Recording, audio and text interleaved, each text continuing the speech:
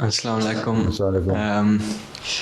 میں انگلش میں بول سکتا کیونکہ میری اردو اتنی. ہاں بول لو. تم اردو تو بڑی اچھی ویسے بول رہے انگلش میں.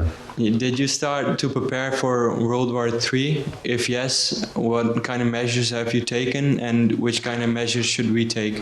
اچھا تو تم اس وقت میرے خطبے بھی نہیں سنتے ہو؟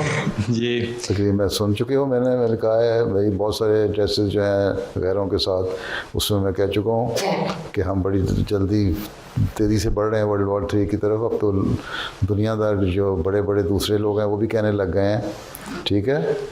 اور میئرس کے بارے میں تو میں پہلے ہی کہہ چکا ہوں. تو اگر ورلڈ وار 3 ہوتی ہے تو ہو سکتا ہے کہ اٹامک وار بھی ہو جائے. اس لیے اس کے لیے تم لوگ کم از کم جو ظاہری علاج ہے وہ کرو. اور ہومیوپیتھک دوائی کا بھی بتایا تھا کھاؤ.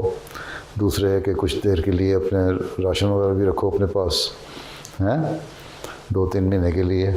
تو جماعتوں کو سرکولر کیا ہوا ہے کہ میئرز لے لیں اور کھانے پینے کا سامان رکھیں. میں نے پچھلے 5-6 سال سے کہہ رہا ہوں اور مختلف وقتوں میں ان کی ضرورت پڑتی بھی رہی. کبھی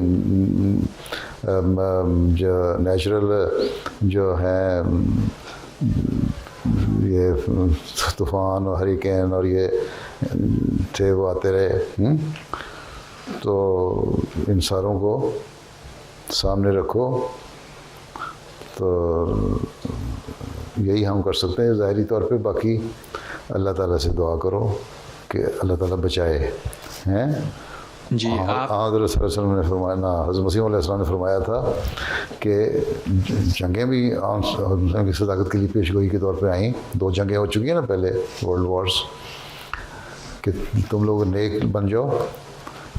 اس آگ سے تبھی بچ سکتے ہو جب تم لوگ نیکیاں کرو گے. جو اللہ تعالیٰ سے تعلق رکھو گے تو اللہ تعالیٰ تمہیں بچا لے گا، یا کم از کم اتنا حد تک محفوظ رکھے گا. یا اگر ہوتی بھی ہے تو اللہ تعالیٰ تم لوگوں کو اگلے جان میں بہتر سلوک کرے گا. ٹھیک ہے.